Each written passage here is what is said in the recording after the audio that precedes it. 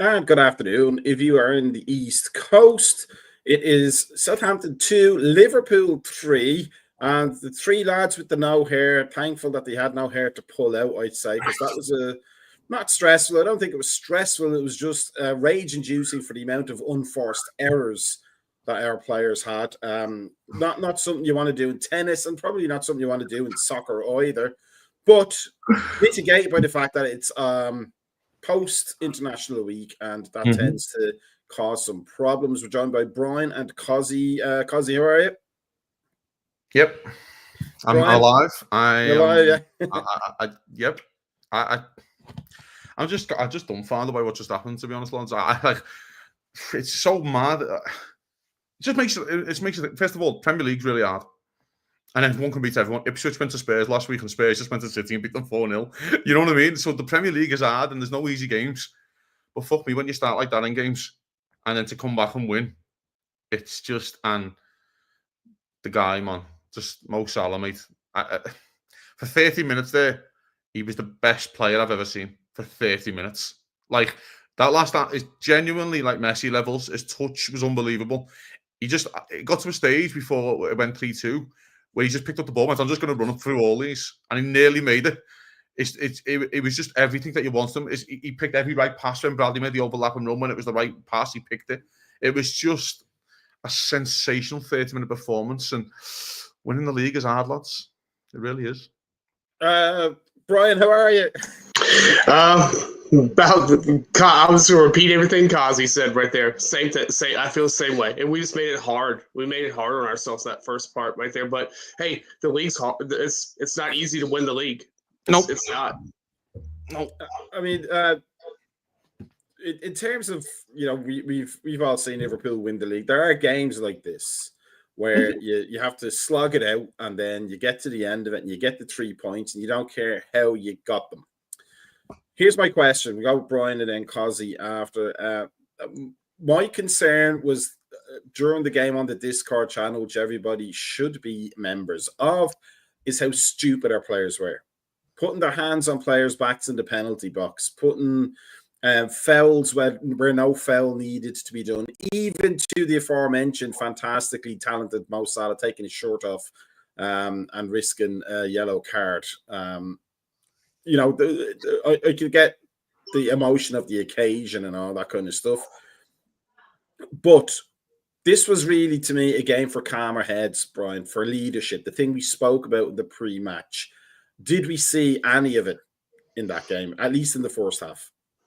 I'd have to say no on there, because I think that Verge should have came there, went over to Konate a couple of times, said, hey man, get your head back into this, because he was playing for a couple of times. He was playing like the Konate of last season that we saw. We're like, okay, who is this guy and why is he on the pitch? But even on top of that, the left side was killing us. I mean, they were just going up on Robertson left and right through there. I mean, they saw like a kink in our system by going on that side, and I think that's what. I guess I hate to say this right here, but I think that Simicast is almost kind of going above Robertson in some met ways, because I think that he has the ability to go back and more forward and actually backtrack right there, where Robertson's defending in this match was pretty rough. So, I mean, it was pretty poor. Because there's talk on the Discord that Robertson was at fault for the penalty. I don't buy that. I agree with you. You can't be expected to win every single 1v1. Otherwise, the game would be a stalemate in every single game. It would be 0-0. But the left side, as much as we may be able to say Robertson was athletically challenged at his age now at this point, you still need somebody like Virgil to keep a calm head. And Virgil did not keep a calm head, did he? Everyone was poor. First half, everyone was crap. And the only person who kind of looked okay was Salah, I suppose. I thought Bradley was poor. But in terms of their goal, mate, Virgil should never, ever be doing what he's doing there. I think it's complacency. I think it's a little bit of stupidity. I think it's a bit of... especially when you skip it as well, when you're leader. You know what I mean? Like, just getting up 1-0 at half time. You haven't played well, you're winning 1-0, and we all go, fucking hell. Didn't play well there, but you win the game. Do you know what I mean? I think, and then it's a different conversation. Then Liverpool go out, win 3-0, and we all have a lovely time. But then there's also a part of this where how Liverpool won is better for us in terms of now the game is over. I'd rather win like that than just going out and winning 3-0 in a weird way. I'd rather City go, fucking hell, let's 2-1 up. Southampton with 2-1 up. Then Liverpool win. You know what I mean? And it really hurts you. It brings you back down a level. But yeah, I thought Virgil was poor for the goal. And then the Robertson thing, yeah, did he play well? No. Did Liverpool need a new left back? Yeah, we do. Would Robertson and Costas suffice on swapping and changing throughout the season and be good enough for Liverpool to win the Premier League? I'd say so. But I thought for the goal, I thought, first of all, he's unlucky. If it's in the box or whatever you like, that's not a debate I want to have right now. You can't expect a defender to win every single one-on-one duel that he has when he doesn't have the ball, by the way. And he gets done. And I still think he probably does the right thing in a weird way if he was outside the box. Now, if Robertson thinks he's outside the box, then that's a good foul. Everyone goes, you're being done. If Robertson thinks he's outside and goes, right, you're not going the other way, fella.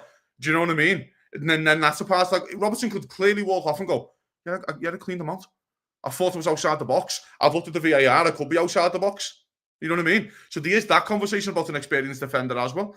Did he play well, though? No, I thought he got done a few times. And I just feel like it's harsh sometimes with how we single out players. That's all. I thought Robertson's been really good the last couple of days. And no one played well there first half.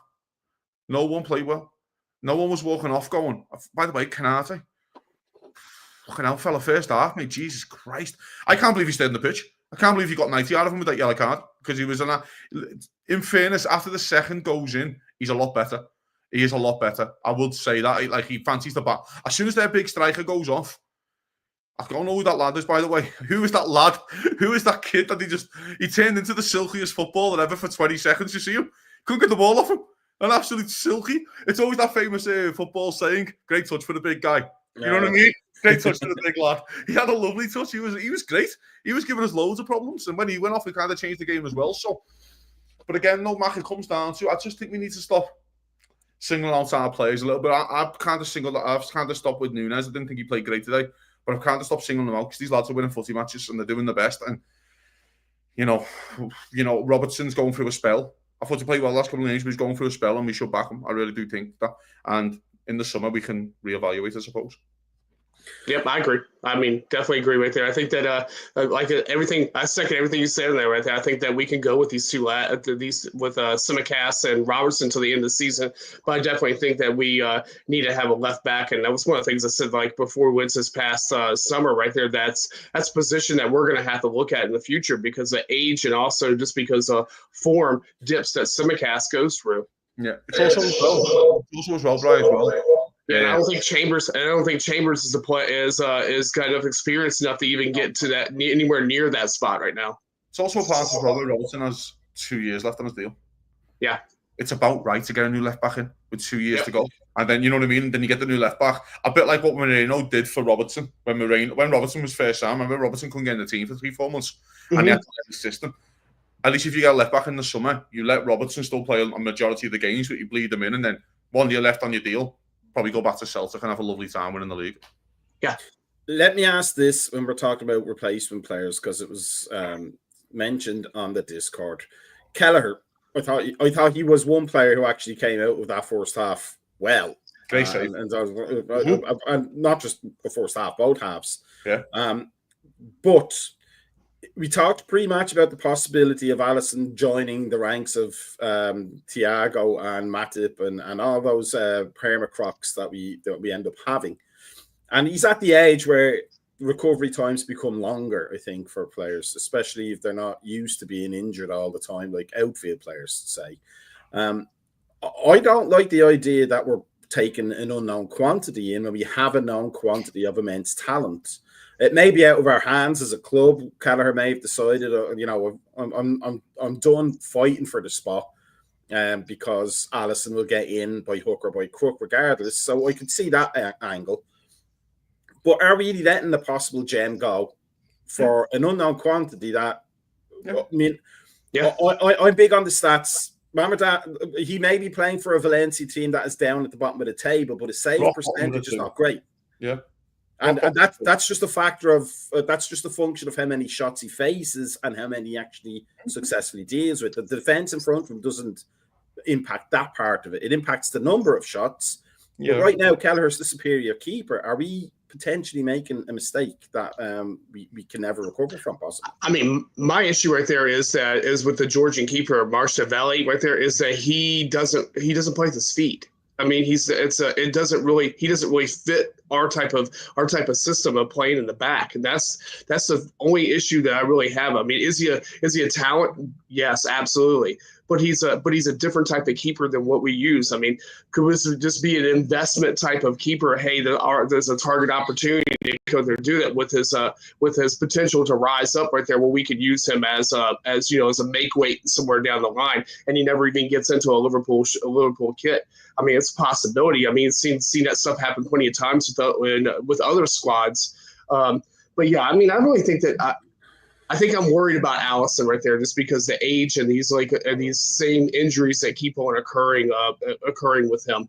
That are we going to blow Kelleher when we've already got his portrait painted on the side of a building in Liverpool already? Are we going to let this kid go right there, where he's a potential number one, and at least like 3/4 of this league right there, he could be their starting keeper at the moment. And I agree with everything that you just said there, right, Brian?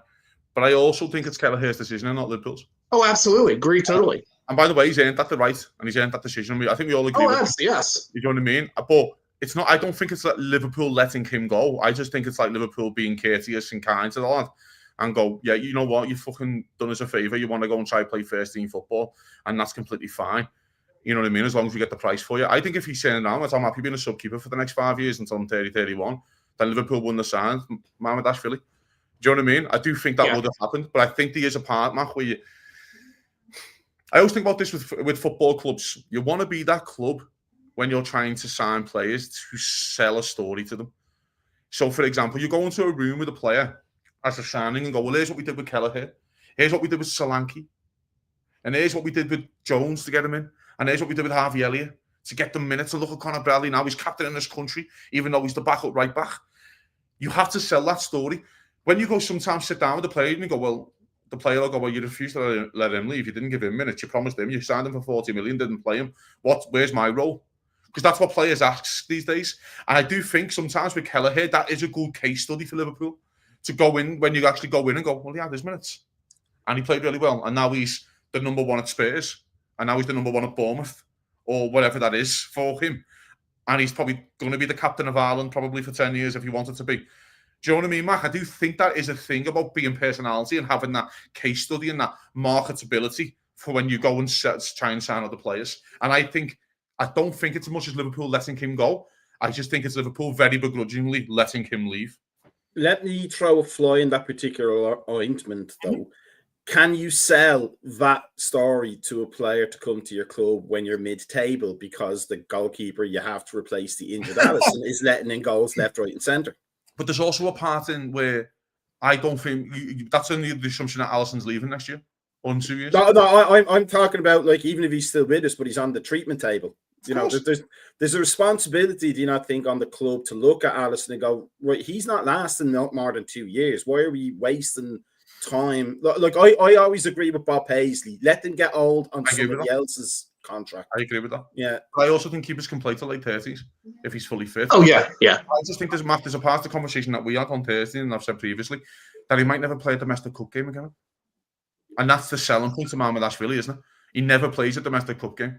And you know what he's like with injuries. So you're probably going to get minutes, you know what I mean? That's the selling point as well. So, and what you're saying is Kelleher better than Mamadaashvili? I don't know. I've never seen Mamadaashvili probably play football with an half-decent defence. By the way, an half-decent defence in front of him. I don't know. Is he good? I have no idea. It's a chance that you're taking.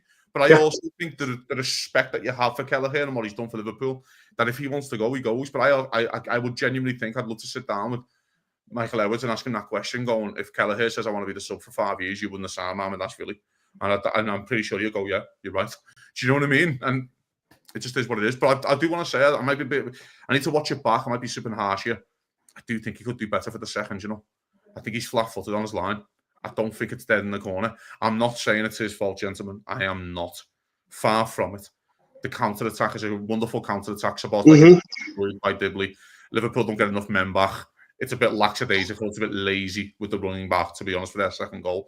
But I do think it's not an unbelievable strike into the bottom left-hand corner. It's not a lot of pace on it, and he's just caught a little bit flat-footed. That's all. But by the way, and I keep saying this as well, we shouldn't compare it to Alisson, because again, he's the best to ever do it, in my opinion, in the Premier League. And then everyone else is a level below. That's what it's like having a normal keeper in goal. That's a no. Like, we're just used to. But do you think Alisson would have got that? I don't. See, I don't buy that, because I've worked with goalkeepers for so long. It's incredibly random. Do you know what I mean? Even the best keeper can be flat-footed. I'm not saying Alisson could have got. I need to watch it back, mate. I'm just saying that he'll be disappointed. He doesn't make a better opportunity to get it, a better save. That's all, Mac. He should be. You know what I mean? That's, you know, I think he'd think to himself with his level, Kelleher's level, by the way. No, I should have dived, or it could have, you know what I mean? I could have been a bit more on his toes. That's all I'm saying. Yeah, I mean, what I liked just on that was after the penalty, he was raging at himself for not getting the second one. Yeah, he's unlucky. He's close. It hits his legs, because I really like the save that he made in the first half. He tipped it out for a corner. Yeah, there's so many keepers in this league. You just put it back into fucking play. Yeah. You know what I mean? Alex McCarthy being one of them. And it's like, he really, you know what I mean? And I think he's disappointed there, because if it's literally a foot more to his right, he tips it out for a corner. Yeah. Do you know what I mean? Mm-hmm. Lucky, I think. But I think for me, it's just always a case of it's almost fear of missing out, you know, because we've had a storied history with goalkeepers where they've been absolutely legendary, like Ray Clements and Pepe Reina and Bruce Grobbelaar, and then they've been David James and Michael Stainsgaard and Simon Mignolet. You know, there's no in between for us. Can you talk about Mo Salah for a minute? Like, yes, we can talk about Mo Salah for a long time. Right, I genuinely, it goes 2-1, and it's looked like he personally upset his family. Of like, okay, now you're getting it. Like, this is going to be me. The second goal, he looks at McCarthy and goes, I know exactly what I need to do, yeah. And nothing special, just put your foot on it. It's some finish. It's some finish first time. Like from Gravenberch. The pass is great as well, by the way. And then the pen. I think it's harsh. I do think it's harsh. And it's his stomach a little bit, then goes onto his hand. I think if that's given against Liverpool, I think he would always be a little bit disappointed that that's given. I think the angle of his arm is what made it, because his arm was out. The hand's a little bit. His hand looks like that's weird. Yeah, it looks like it's a bit flicky, isn't it? The hand a It little looks bit. like his body in the middle of it. Even the Daniel Sturridge in the middle. I just feel like that. You know, it was a little harsh, but even then, it's a great finish. It's a top penalty. Yeah. Do you know what I mean? Like the nerves of steel on the man. And he knows how big that is. You know it's a big goal when Mo Salah takes his shirt off. He doesn't take his shirt off for little goals. You know, when it's a big one. Remember Southampton away last time when he scores the late winner in the purple kit, and it's like that. Like, he knows it's a big goal and he knows the moments. And there's for 30 minutes there, mate, he turns into the best player I've ever seen. Like Messi levels of how good that was for 30 minutes. And full credit, by the way, to the manager for making the two subs when he did. We all fought on the 60. I think he makes it as soon as the second goes in. He just makes them. He's not happy, but he also thinks, well, if my lads can turn this round, if Liverpool go 2-1 on the 50, I don't expect to see McAllister on the 55th. You know what I mean? I think he would give him more time, but McAllister was great when he came on. Diaz, brilliant. Really good. Yeah. You know what I mean? Give us that. I thought Gakpo was good, actually. I thought Gakpo was one of the in a shit pile. I thought he was the one that was kind of like pretty good. You know what I mean? And I think he's unlucky to be subbed there. I think he could have done Nunes, but I'd have taken Nunes off and putting Diaz up front again. I understand why you never, to be honest, because Nunes, by the way, I know people in Discord kind of blame Nunes for the pass across goal. I think that's Diaz. I don't think Nunes can do any more. I think Nunes did well with that. I thought Nunes done it was a great pass. I thought himself, and that's on Diaz. Everyone was going to shit pass. I was like, that's not a shit, that's a great pass. At that pace, when you're running full space at that pace to put that weighted ball in. If you watch it back, you think you look at Diaz's feet, and he gets his feet wrong. He goes too fast and he gets his feet wrong, and then he's trying to shift his feet, and then it ends up he ends up ahead of the ball. I think he could slow down, couldn't he? I think he could. Yeah, or time it a little bit, because he's quick enough to get over it. Like, that was like 3 yards. He's quick enough to get across that. But let us just look at this, because if we look at the sheer data, that's a dominant Liverpool performance on the stats alone. So, Cosy and Brian, was this really a game of moments rather than a game of flow? I mean, I think that we basically had controlled this pitch. I mean, it controlled it. It was that we had lackadaisical defending and a lot of times right there. We just lost our heads in a couple of moments. And we were talking about with the subs. I think the subs were perfect right there, but I do think that Gravenberg right there probably should have went off a little bit sooner right there and brought Endo in, because I think that Endo would have came through to solidify the back a little bit more. Really good. I mean, that was the only call I came there and made right there. I think we probably should have swapped the pivot out altogether right there toward the middle right there and put Endo and Maka on and let Maka run free and have Endo sit back a little bit right there and cover both Verge and Kanate. I mean, again, I think this thing was a game of like just weird moments. I mean, the counter for that second goal like that was just nerve-wracking to me. It was just poor backtracking. It was a team effort on that right there, and that was the problem right there. Is that there was nobody right there going back. It was like, okay, what are you guys doing? I mean, with it, but I mean, the whole season, like we've always seen these type of matches. I mean, we would have lost this type of match like 3 seasons ago. We would have lost this match. I think that the ability to go in there to not consistently do things. And I'm not going to knock on Klopp too much, but Klopp would just come there and kept on pegging along, and this could have probably been like a 4-2 defeat for us. I mean, if with the way that they played. But Slot, I think, came through and swapped his tactics and was what we talked about on Thursday. He swapped his tactics, made the players, okay, you need to go there and get your heads back in and kill this match off once you came there, got the 3-2 lead. And I don't think that Klopp would have done that.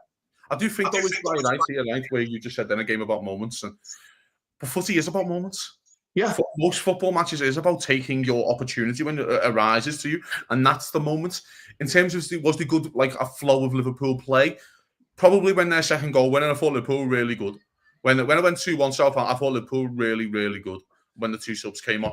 So I do think I thought we controlled the game a lot more, but you've got to take these moments. But you look back now at the game, I thought Southampton played pretty well, but then you think, well, Mo Salah, it's the post. Mo Salah should score straight away after his pen when he cuts it and he blazes one wide. So Bosley probably should have another one. I think Diaz probably should get on the end of that. So you look at those moments and think, well, on the day Liverpool I was scoring 60. Like, it was kind of like Nottingham Forest. But we got the right side of the we were on the right side of the win.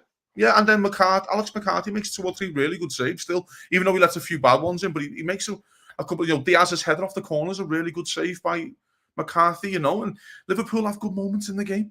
So is it tight? Yes. I thought Endo was really good when he came on. Just clever players, lads. And this is what I'm saying. That's why the first half was so surprising. People can talk about it and see, Spencer mentioned that there was it in the box or outside. I don't know. Do I think it's enough to be overturned? No. But do I actually think that Southampton should have another pen when Kanate puts his hand on Armstrong's back? Mm-hmm. Absolutely ridiculous. I don't know what you're doing. And that's where Mac, I know me and you commented in the Discord about being brain dead. They played like brain dead in the first half, but in the second half, they did everything right when you're behind. They kept passing the ball and splitting the play and giving Mo Salah and Diaz space to run into with Conor Bradley's overlapping runs, and Robertson ran his balls off in the second half as much how bad he was defensively.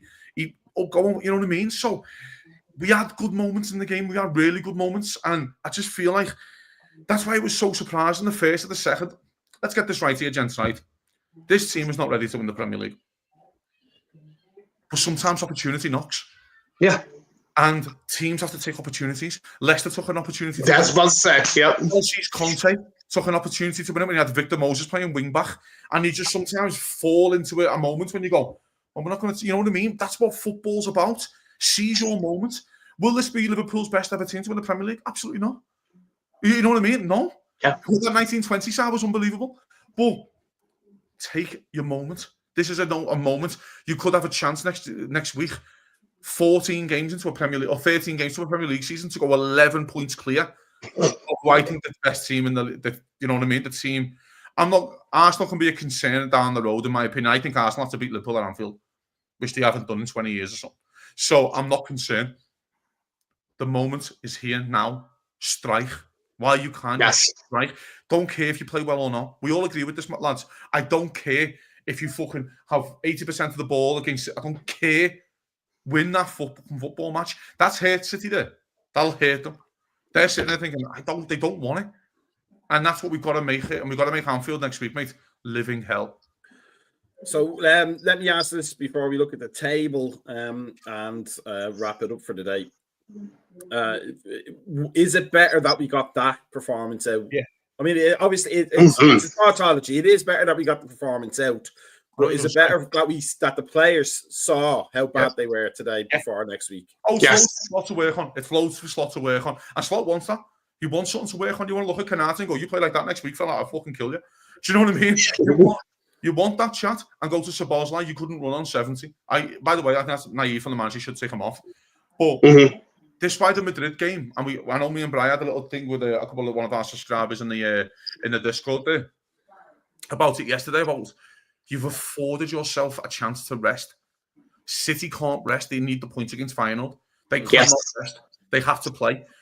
You've earned yourself a chance to do it. So be brave and rest the players and trust your squad. Rest them. Let Anfield get you over the line against Madrid. By the way, this is not the same Madrid team that we always play, by the way. Let Anfield get you over the line. Yes. Trust the power of Anfield on a Wednesday night to get you there. But you've earned the right to go to Gravenberch. You're having a week off. To go to McAllister, you're having a week off. To go to Canate, don't even fucking show up into the stadium. You're not even invited. Stay at home on the couch. You're not even looking loud into Anfield on Wednesday. You know what I mean? And do that. You've earned the right to go to Trent. Don't even look at Madrid, fella. You get ready for fucking Sunday. And you know what I mean? So, fucking do it, Liverpool. Do you know what I mean? And yes, what you're just saying is it good to get that performance out of the system, yes. But Liverpool, the Anfield would not let Liverpool be that bad against City on the first half. They would just never let you be that bad. And Mo Salah won't be that bad again, so. Spencer Stewart. Spencer's always with us for the post match, so I want to say big shout out to Spencer. But let's look at that table and let us do that right now. That's a nice picture. What I'm more impressed by, Brian, is 8 goals against. We are a different prospect under Slot defensively than we are under Klopp, aren't we? Oh, absolutely. I think that, but again, it goes back to how the ball's being played from the back. I mean, and I think it's your fullbacks are actually staying back more and have more responsibility with this system right there versus like with Klopp's system where your fullbacks were offensive tools. I think these are both offensive / defensive tools that you had to use. So I think that's a big difference. And I also think the double pivot changes everything. Instead of having one player having the one single holding midfielder out. So I think there's a lot of things have happened with the squad, and I think that we're a more well-rounded squad. I think at the moment, I think that we are actually have pieces. We actually have better pieces for the squad that we have than the consistent play with the 4-3-3. I think that 4-3-3 after a while right there just runs players down, and I think that we're by changing this system up right there. I think that we've given these players a little bit more strength, and plus on top of it, shows professionalism of like players like Van Dijk right there, who's kind of reinvented himself in some different ways. I mean, he's actually in a pretty decent form. I mean, for the most part. So I mean, yeah, I think defensively we're a better squad. Because goal difference is usually a very good indicator of performance. And us and Spurs are the only ones in the top half of the table with a double figure positive goal difference. Well, we're definitely the ones with positive double figure in the whole league. Positive double figure. Unless which have really surprised me and they're on plus 15, which I don't think they are, then it's the whole league, surely. But I mean, that's a good indicator for us, isn't it? That we're getting the balance right under Slot. Yeah, of course, mate. Yeah, I mean, listen, shit defenses don't win leagues. I mentioned this in the Thursday show about the Brendan Rodgers team when we conceded over 50 goals, and they go, "Wow, well, Gerrard never slipped win the league. Conceded over 50 goals, gents. You shouldn't win the league. You shouldn't win the league. Like that's not right. We better defensively to win Premier League football matches. And if you're actually looking at a few of the goals that we've conceded out of the 8, today's a pen. Okay, that happens. It's a pen. And then I think if you actually look at, is it Brighton? Not Brighton. There's another one which I'm thinking of in my head where Canate, Wolves away, just makes a mistake and gets punished. There's 2 or 3 goals there that you can't. I think Arsenal could score a set piece against us, just a big cross in the box and score set piece. Do you know what I mean? There's like goals there where. So what I'm getting at is that we're not lots of chances are not being created against us. Do you know what I mean? Because not a lot of clear-cut chances are being created, which is good. That's a sign of a good fucking team. Is that you don't concede. By the way, don't concede when you've got your first choice right back out and the fucking best keeper in the world out as well. By the way, which also helps massively. So. I just think, mate, when you look at the league, that looks like a fix. That doesn't look real. It's a bit like, it reminds me of 1920 so much, where you just look and go, what the fuck is happening? Like, I don't understand. It's like FIFA. Yeah. It's like FIFA. You're playing it on easy mode. This is not real.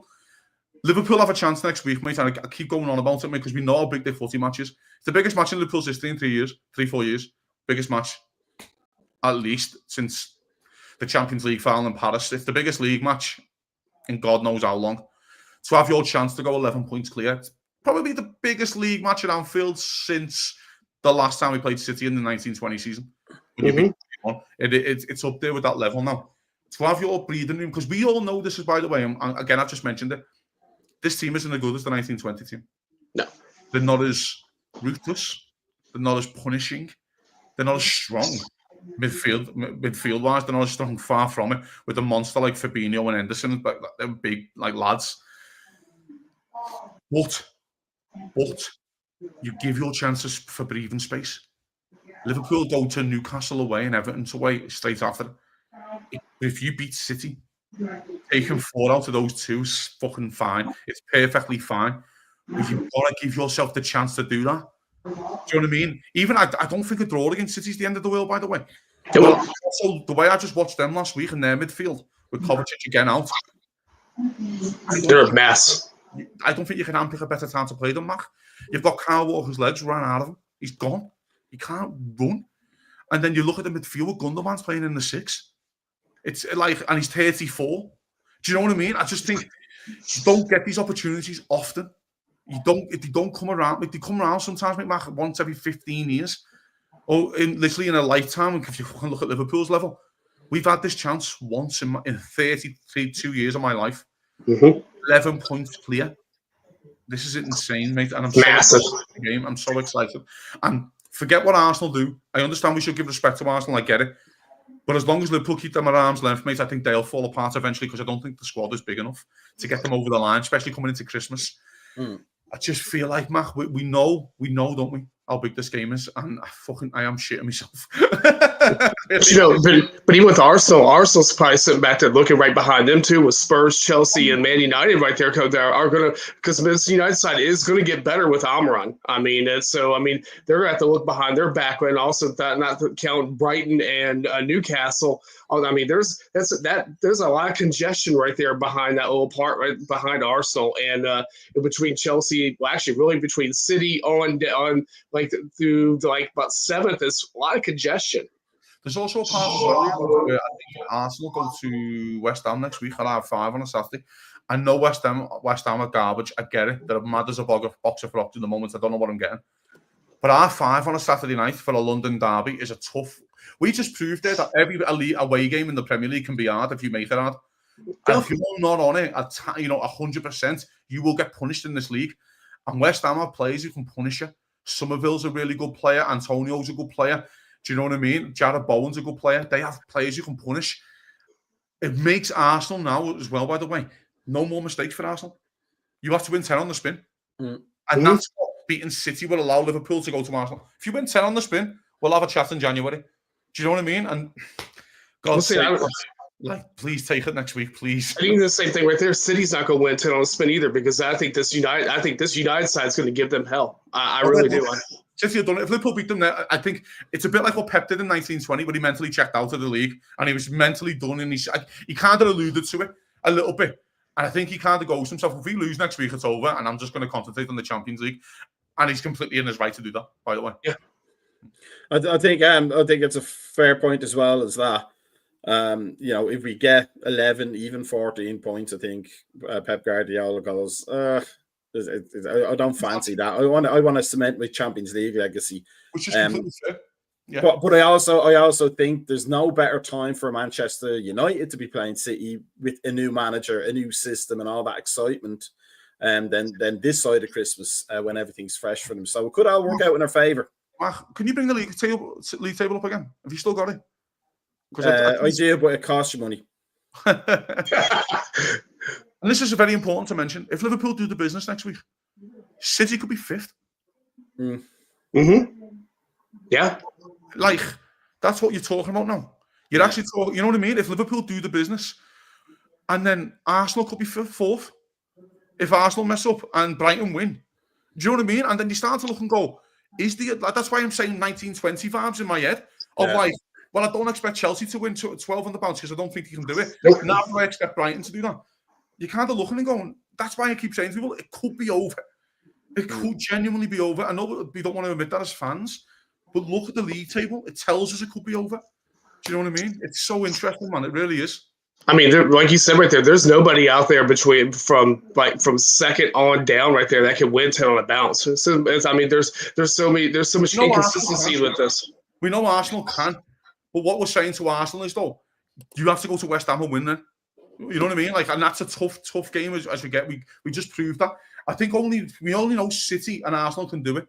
But when they're sitting 4th and 5th in the league, fella, it's not about catching Liverpool. It's about catching the team above you. Because that's sometimes, I say this all the time when everyone goes, oh, United, and we're 3 points off, or 4 if they win today. I think they're 3 points off 3rd. And then go, we can finish it. Yeah, of course you can. But there's 7 other teams, you know. It's not about chasing 1, you're chasing 7. Like, that's where the bodies come in. And eventually for City, you start looking and go, hey, fuck me. Do you know what I mean? Like the bodies, like there's too many bodies to kind of catch here. It's going to be so hard, man. I'm so excited. I really am. Oh, yeah. With that said, then, because it's always good to end on excitement, I think, especially for the weekend. We go into next week with a nice cushion of not arrogance or overconfidence, but a nice cushion of comfort. We can rest on our Thanksgiving bed of mashed potatoes going into next weekend. And it's a great place to be. I don't think any of us expected it to be this way, this point of the season with this new manager, but it is, and we are very grateful for it, even if our cardiologists aren't. But that's between all of us three and Big Pharma for their part. Could you imagine, by the way? Could you imagine just like this week Liverpool announcing a couple of new contracts? Could you imagine Sunday? Could you imagine the anger? Imagine doing it on Saturday night and then just go, oh, you know what I mean? Just walking into the ground going, like, honestly, mate, I'm flying home just to smash the City bus up again. Like, I'll be walking around. Fucking give them hell again, you know. I just, you know, Liverpool, man, don't, please. That's what I kept saying today, though, gents, going a little bit to this game, and I'm going to wrap up in a sec. I kept saying, just don't waste your opportunity, man. Don't waste your chance to do it. Don't let Southampton do it to you. Do you know, just get over the line by hook or by crook. You know what I mean? And we have, man. And this game next week, man. But I just, it's so big, innit? It really is. Yeah. There's no small games when you're trying to win a league. I think that's probably the fairest Win way. the league. And on that note, thank you all for joining us. Thank you, Spencer Stewart, for all the comments. We appreciate them all. Make sure you're liking and subscribing. Smash or gently tap the like button. Follow us on Facebook, Instagram, YouTube, and X, formerly known as Twitter, formerly known as Prince. And from us three, if we don't see you again, have a happy Thanksgiving, or Thursday, as it is for me and Cuzzy. It's a vacation day. It's vacation day for us. And we will see you hopefully next week for let's say a less tense game. I'll take an exciting game, but just a less tense one. And enjoy yourself. Be careful on the traveling, because I know it's a hectic week for travel. And make sure you watch Planes, Trains, and Automobiles so we can keep that going on all the streaming services, because it's a great show. Okay, thank you, boys. Thank you, Cosy. Peace out, everybody. Here is the funky music.